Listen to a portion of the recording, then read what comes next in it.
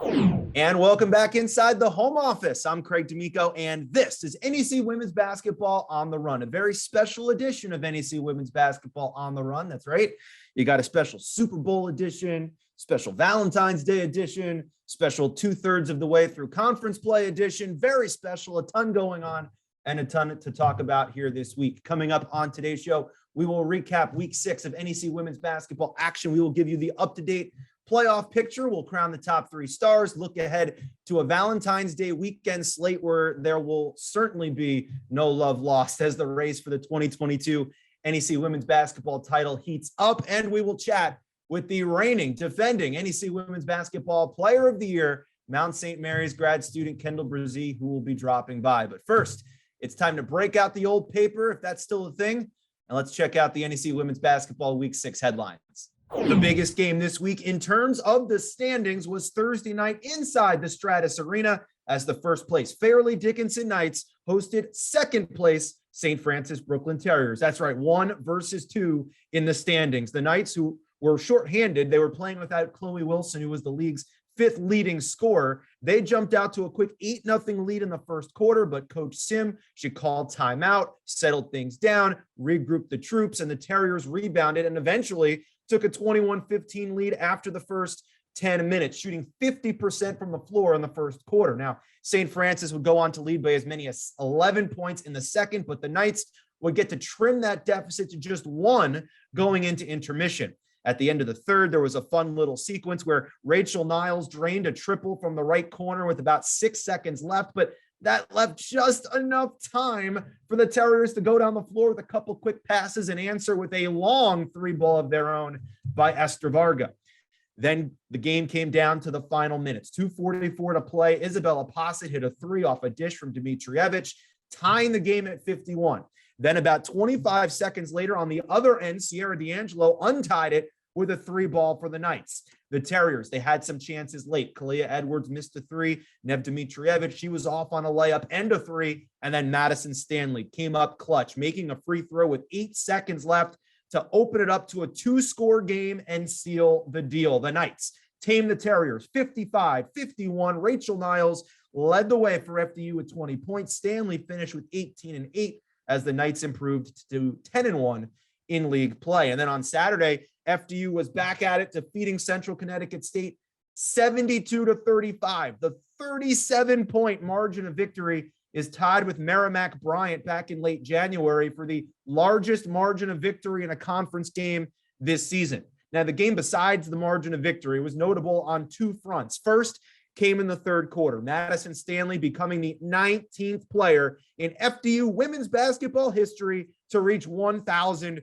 career points. And she did it on a nifty bucket from underneath the hoop. Second, the Knights honored the 30th anniversary of their 1992 NEC championship team at halftime. Several team members, including Fee Griffin, Megan Culkin, they were on hand for the special halftime ceremony. And as we've mentioned a couple times here on the show, I had a chance to speak with many members of this team and their head coach, Dr. Beverly, for a special feature that we have coming up in this year's NEC tournament program. So be sure to check that out. But it's been kind of cool to hear their story from 30 years ago in their run to the championship. And at the same time, see this current group of Knights and their story playing out before our very eyes. The present day Knights, they have won 8 in a row and at 11 and 1 are off to their best league start in program history. In other milestone news, the league's leading scorer, Kendall Bresee, notched her 1,000th career point, split between her time at G-Dub and with the Mount. On Thursday night, she did it at Merrimack. The milestone was met on a free throw with 2:25 to go in the fourth quarter. Bresee led the Mount with 17 points on the evening on 5 for 10 shooting to lead the Mountaineers to a 68-58 win. Now, make sure you stay tuned. Kendall will be here with us to talk about her 1,000th point and plenty more as our special guest later on here in the show. Now, some other standout performances to let you know about from this past week was LIU coming up with a huge road win in the Pitt Center against Sacred Heart, 50-46. The game that was decided at the stripe in the final moments with Sacred Heart down 2 and just seconds left. Adrian Haygood went to the line for a pair, but missed the first free throw. Then she tried to intentionally miss the second free throw, but was called for a lane violation. Brandy Thomas on the other end, she made 5 out of her 6 free throw attempts in the final 2 minutes, including the last 2 with a second to go, to make it a 2-score game and clinch the win for LIU. Also, we saw the Merrimack Warriors, the second highest scoring team in the NEC, with some impressive performances on Saturday in their win against SFU. Kate Major led the way with a 20-point night. Mason Kimball had 15, and junior guard Jamie DeCesare had one of her better games of the season, 10 points, 10 rebounds, and 3 assists. Now, in their last 4 games prior to Wednesday night's matchup with Sacred Heart, the Warriors, they've gotten a lot of points because they've gotten out to fast starts. In the first quarter of the last 4 games prior to Wednesday against Sacred Heart, they're shooting 33 for 66, 54.5% in the first quarter, netting an average of 22 points per game. So now let's check out the NEC standings and the updated playoff picture with 2/3 of the league schedule complete. The FDU Knights are off to their best start in program history. As mentioned, 11-1 in conference play through 12 games. With 6 to go, the Knights have a 3-game lead over second place St. Francis Brooklyn. Plus, they swept the Terriers in both meetings this year, so FDU owns the head-to-head tiebreaker. Now, there's only 1 game on the schedule coming up this weekend, so mathematically, FDU can't clinch anything this week. But if they go to Loretto, stretch their win streak to 9 in a row, it could very well set up some regular season title clinching scenarios for them next week when they take on Merrimack and Bryant, and that Bryant game will be on ESPN3. Now, as for St. Francis Brooklyn, they rebounded from their Thursday loss to FDU with a huge road win against Sacred Heart on Saturday to stay in sole possession of second place. The Terriers have won 8 of their last 10. Now, our finalists from last year, they're currently tied for third at 7-5. And following their win over Sacred Heart on Wednesday night and the makeup from last week's postponement, how about the Merrimack Warriors? Winners of 4 of their last 5. They find themselves tied with St. Francis for 5th place at 6-6. Now, of course, the Warriors are not eligible for this year's NEC tournament, but what a story. They still find themselves impressively climbing up the standings each time we get together here on the show. Now, the LIU Sharks, they currently sit in 7th at 5-7, while Sacred Heart, who just dropped their 6th in a row, their longest NEC skid in 2 years, they slide into a tie with Bryant in 8th place at 4-8. Now, Sacred Heart holds the tiebreaker with the Bulldogs at the moment for the number 7 seed, which could be interesting to keep an eye on. Remember, this year, the 7 seed goes to a regular quarterfinal, while the 8 seed has to play an extra game hosting the 9 seed in an opening round matchup. So our playoff matchups, if the season ended today, would look like this. Number 1, FDU would host either Central Connecticut State or Bryant. Number 2, St. Francis Brooklyn would take on the 7 seed Sacred Heart. Wagner is currently the 3rd seed. They have the head-to-head advantage over Mount St. Mary's at the moment. They play on Thursday night, so that head-to-head advantage could very well change soon. But right now, Wagner is number 3. They would be taking on number 6 LIU, and Mount and St. Francis would be in the 4-5 matchup. Of course, we're handing out asterisks like Oprah. You get an asterisk, you get an asterisk, everybody gets an asterisk, everybody eligible, that is. And now it's all about seeding and positioning as we head down the stretch in the 2022 regular season. Time now to crown our 3 stars of the week for week number 6 of NEC play, starting with number 3. It's FDU's Madison Stanley. Stanley was our top star each of the last 2 weeks, and she lands at number 3 this week after leading the Knights to a pair of victories against the Terriers and the Blue Devils, while the Knights were playing without the services of the 5th leading scorer in the league, Chloe Wilson. Stanley picked things up. She led the way with 18 points, 8 rebounds, and 3 assists to prevent the Terriers from creeping any closer in the standings. And then on Saturday, Maddie earned her 1,000th career point in front of family and friends at the Stratus Arena with a double-double, 13 points, 11 rebounds against the Blue Devils. She's currently 4th in the league in scoring and rebounding. And with a third of the season still to go, one of the top candidates for the 2022 NEC Player of the Year. Of course, this past week, Madison Stanley was also recognized by the NEC as the Player of the Week for a 3rd straight week. At number 2 is Amelia Kristagrava from the Wagner Seahawks. Kristagrava, the Seahawks senior from Latvia, is back in the top 3, and she was a co-player of the week this year in the NEC with Madison Stanley.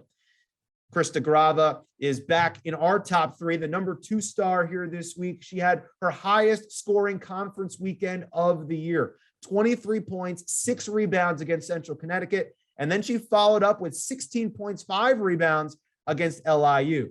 EKG has led her team in scoring 7 times this year, but has picked it up as of late. She's currently in the top 10 in the Northeast Conference in points per game.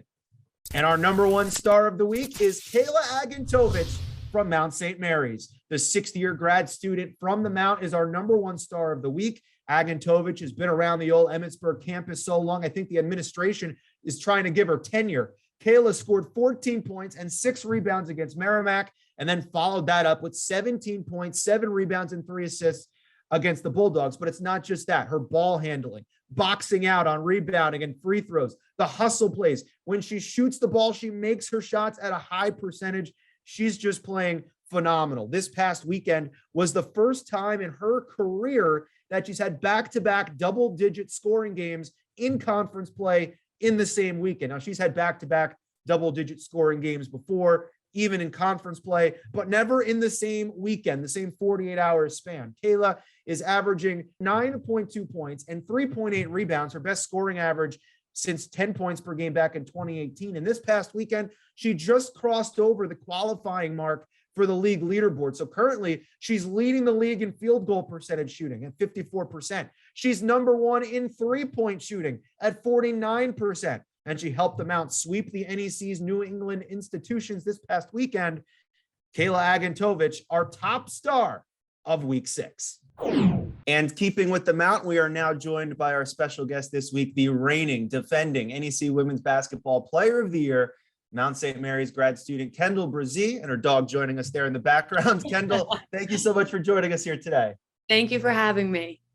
Now you had a pretty stellar weekend yourself. You know, you had 13, 10, and 4 against Bryan, and then 17 points, 9 rebounds, 5 assists against Merrimack, a game that included your 1,000th career point. So let's start there, because, you know, 1,000, that's a lot of points, and that brings up a lot of thoughts and reflections on the journey to get there. So when you reflect on the journey to get there, what are some of the things that stand out to you?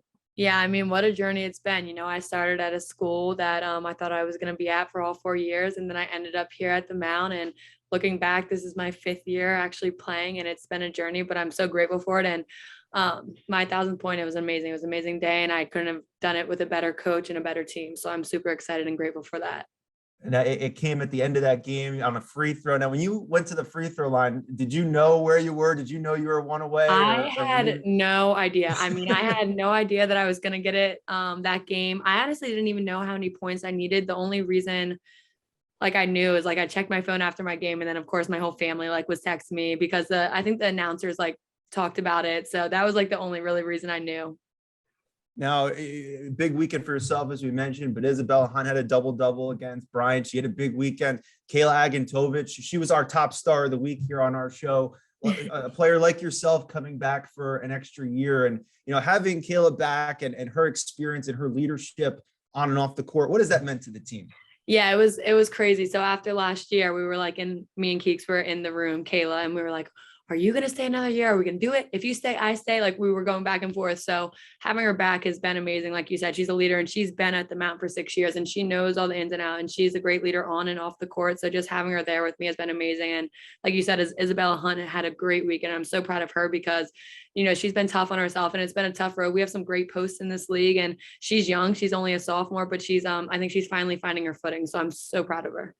Now, after the opening conference weekend back in December, the team kind of had to dig themselves out of a 2-game pandemic hole, but you've won 7 out of 10 since. So, you know, what's going to be the key for you and for your team over these last 6 games, starting with Wagner on Thursday, to kind of put yourself in the best position to be there cutting down the nets again at the end of March? I mean, I think this is the time of the year where, you know, days get long and weeks are even longer. So it's just staying focused, continuing to get in the gym and being focused every day at practice and focusing on what we need to work on. And on top of that, just getting into the gym individually and putting in extra work and getting up extra shots and getting in extra film and doing all of that. So just staying focused and really staying together. And I think, you know, that's going to help us quite a bit. Now, the NEC women's basketball family I know has been following you and your family all year long with your younger sister Ella's fight with cancer. And Grace Grill recently did an incredible feature with you and Ella and your family. If anyone out there hasn't seen it, I encourage you to go check it out. But you kind of addressed it in that piece. How have you managed to compartmentalize and switch from family mode to basketball mode and back and forth during this crazy time? This has been probably like one of the hardest years of my life trying to do that. And I say that with my little sister obviously going through cancer. So it's obviously been the hardest year of her life. But just trying to like separate my time and really separate my feelings. I think that's hard for anyone to do. But like I said in the video, like I'll get my younger sister calling and being emotional, and then me just trying to like having to figure out like, okay, like, I knew what I was getting myself into this year. I knew what I needed to do, and I knew what role I was going to have on this team. So I was like, I can't be selfish and let my teammates down. So it's like, I'll take the call, but then I'll go to practice for my 2 hours and I'll leave the feelings that I have off the court the best I can and do what I have to do on the court. And then right after I'll either drive home. Luckily I'm in a position where I'm only 40 minutes away from home, which has been phenomenal. So every off day I'll go home and spend my days with them. So it's just balance. I wasn't too good at it in the summer and the beginning of the year, but I think I've gotten better at it. And luckily Ella's been able to come to every game, and she'll be traveling to Brooklyn. So it's been a blessing in disguise being home and being able to see them. And just, I've worked on balancing more than I ever knew I had to this year, especially. Well, like you said, it's been awesome seeing her out there at games and hopefully continued good news and positive energy going forward with Ella and with you and your family. Thank you. I appreciate that. Now, switching gears a little bit to wrap things up, we have, get to know, we have some 5 quick questions for you, Kendall. So the first thing that comes to mind, just let it out. All right. Oh gosh. Okay. Ready. Okay. What is your favorite show to binge? How to Get Away with Murder. Okay. What is one thing that you cannot live without? My phone. Is that terrible? No, that's excellent. Phone and family. That too. Absolutely. What is a pregame superstition of yours? I am like probably the most superstitious person you'll ever meet, and to a fault. I literally have to do the same thing every game. Like, so it's, we have our pregame. I have to sit in the same spot for my pregame meal next to the same people. I have to shoot and then I have to go straight to my trainer. We do our little thing and then we pray. So I have to hold the same person's hand that I pray with every single time. It's just same like undergarments for every game. Every superstition you could think of, I do. Now, if we took a survey of your teammates, what is one trait or adjective that you think they would use to describe you? Loud, outgoing, competitive, probably competitive. And speaking about that, the last question is about the big game, the Super Bowl coming up this weekend. We need your pick. Bengals, Rams. Who are you going with? Bengals. Okay. Now, bonus question, sidebar on that. If you're throwing a Super Bowl party, what is one must-have snack that you would have? Buffalo chicken dip. Gotta be. Okay. Gotta be buffalo chicken dip. So you heard out there, Kendall's throwing a Super Bowl party. She's bringing the buffalo chicken dip. Come on over. I'll have enough for everyone. Kendall, thank you so much for joining us, and we'll see you Thursday night, Mount St. Mary's in Wagner, and best of luck the rest of the way. Thank you. Thank you so much for having me. That's Kendall Bresee, our special guest here on NEC Women's Basketball on the Run. It's time for Stats Amazing, and today we're talking home court advantage. HCE for short is always a hot topic, especially this time of year as teams jockey to be in the top 4 and earn that all-important first-round home playoff game in the NEC tournament. You also have teams trying to claim the regular season championship to potentially earn HCA throughout the entire tournament.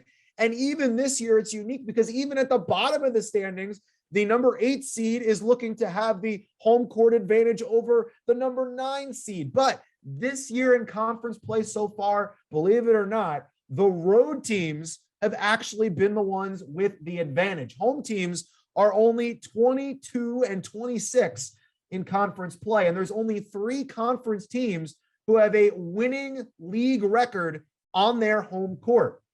One is FDU, which shouldn't be a surprise. One is SFU, but the other, how about the Bryant Bulldogs? Bryant, they should be petitioning the league to hold all their games in the Chase Center. They're 4-2 on their home court compared to 0-6 on the road. They average 60.3 points and shoot over 40% at home, while dropping 6 points less on their scoring average and 3 points less on their shooting average when they have to hop in the bus and take the show on the road. Now, FDU, they are in the running, as we mentioned earlier, to potentially have the entire road to the 2022 NEC Women's Basketball Championship go through their home court in Hackensack, where they are 5-0 this season. They're shooting nearly 43% from the floor on their home floor, winning games by an average margin of victory. Get this, 17.6 points per game at home. Very comfortable on their home court. And as for St. Francis, they average 3 points more at home than on the road. So while protecting home court has been relatively a challenge, or at best 50-50 this year in the NEC, this crazy league that we all love, not so much for these three teams. Bryant, FDU, SFU, three teams with winning conference records on their home court. And we'll see if they can keep it going and potentially secure some home playoff games as NEC 22 draws closer.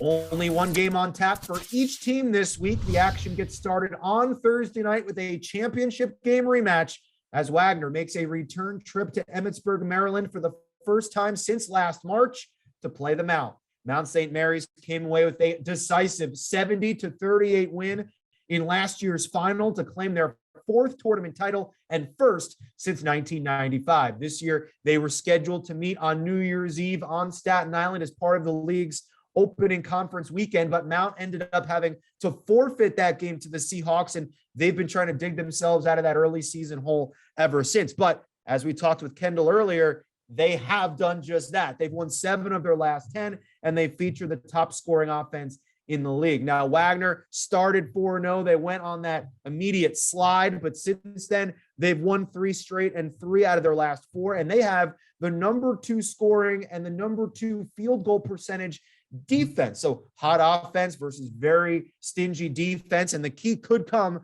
from the perimeter as the Mount shoots the 3 at a league-leading 37% clip with many different options that can shoot the 3 ball, while the Seahawks 3-point field goal percentage defense is top 10 in the nation. We'll see what wins out on Thursday night in Knott Arena.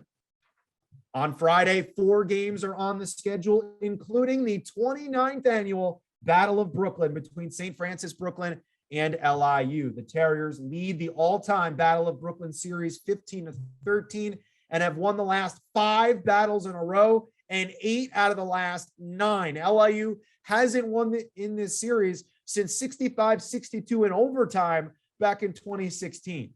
Nev Dmitrievich has dominated this series, winning MVP in each of her first 2 career Battle of Brooklyn games.